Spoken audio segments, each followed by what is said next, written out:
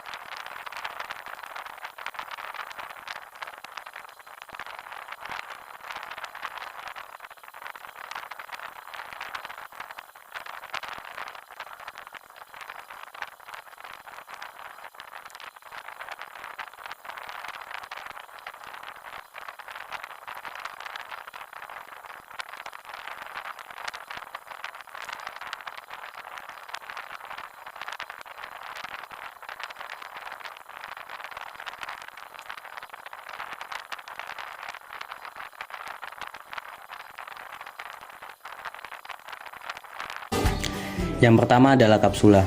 Kapsula adalah struktur luar dinding sel yang berupa lapisan tebal, kental, memiliki bentuk dan kepadatan tertentu, serta dapat melekat kuat.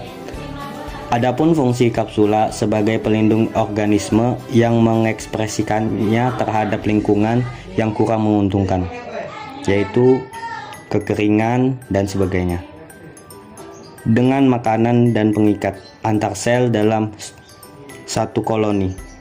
Hanya bakteri tertentu yang dapat berbentuk kapsula dan tidak semua anggota dari satu jenis bakteri yang memiliki kapsula.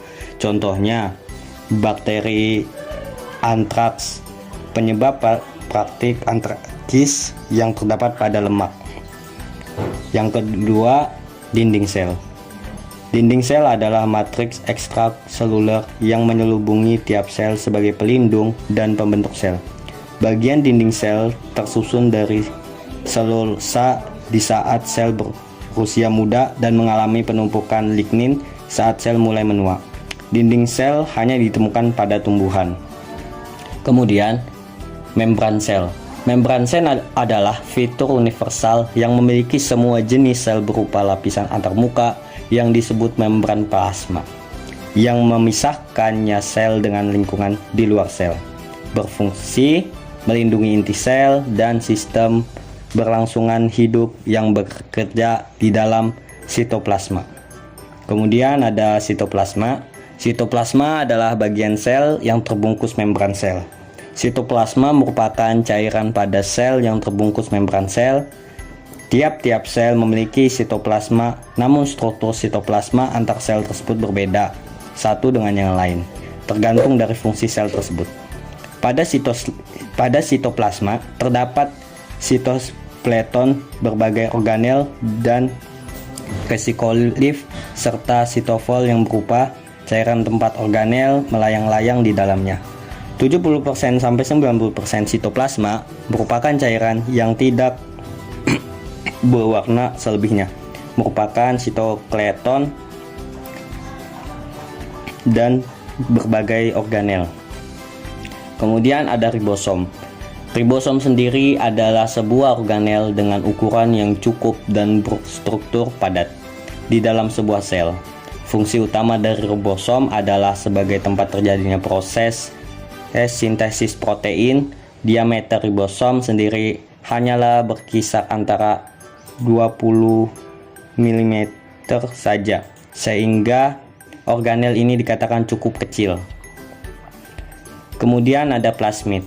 Plasmid adalah DNA yang dapat replikasi secara autonom dan bisa ditemukan pada sel hidup.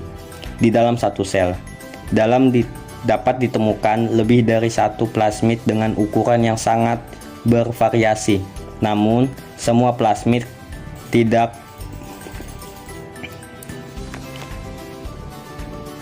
mengkodekan fungsi yang penting untuk pertumbuhan sel tersebut. Kemudian ada pili. Pili adalah pelengkap yang berongga, tidak heliks, dan filamen yang menonjol dari permukaan sel. Mereka hanya terjadi pada bakteri gram negatif. Pili berasal dari membran plasma dan terutama terdiri dari protein pilin. Kemudian ada flagela bakteri. Pada bakteri, flagela dapat didefinisikan sebagai alat lokomotif yang membantu bakteri untuk berenang di media nutrisi cair. Bakteri yang memiliki flagela disebut sebagai organisme motil atau flagellata. Sedangkan bakteri yang memiliki flagela disebut sebagai organisme non-motil atau non-flagellata. Lebar flagella bakteri jauh lebih tipis dan lebih sederhana dari flagela eukariotik. Flagela bakteri dapat didefinisikan sebagai filamen bengkok dan seperti rambut yang memberikan mobilitas berenang pada kelompok bakteri tertentu. Yang terakhir, nukleoid, yaitu DNA melingkar. Nukleoid adalah area tertentu tempat prokaryota mengumpulkan materi genetiknya. Nukleoid tidak terorganisir dengan baik dan berukuran kecil. Nukleoid tidak memiliki membran pelindung. Nukleoid biasanya hanya mengandung satu kromosom. Nukleoid adalah organel yang terbentuknya tidak beraturan. Yaitu yang pertama, protein amplop. Protein amplop adalah protein yang terkecil dan paling tidak berkarakteristik baik dari 4 protein struktural utama. Protein membran amplop juga dikenal sebagai integral yang panjangnya kurang dari 110. Kemudian ada enzim. Enzim adalah biomolekul berupa protein yang berfungsi sebagai katalis, yaitu senyawa yang mempercepat proses reaksi tanpa habis bereaksi dalam suatu reaksi kimia organik. Kemudian kapsid. Kapsid adalah kulit protein dari suatu virus. Kapsid ini terdiri dari beberapa subunit struktural oligomer yang terdapat dari protein yang disebut protomer. Kemudian selubung virus. Tidak semua virus memiliki selubung virus.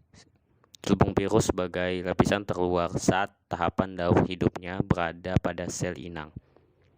Virus yang berselubung juga memiliki protein yang disebut kapsid antara selubung dan genomnya.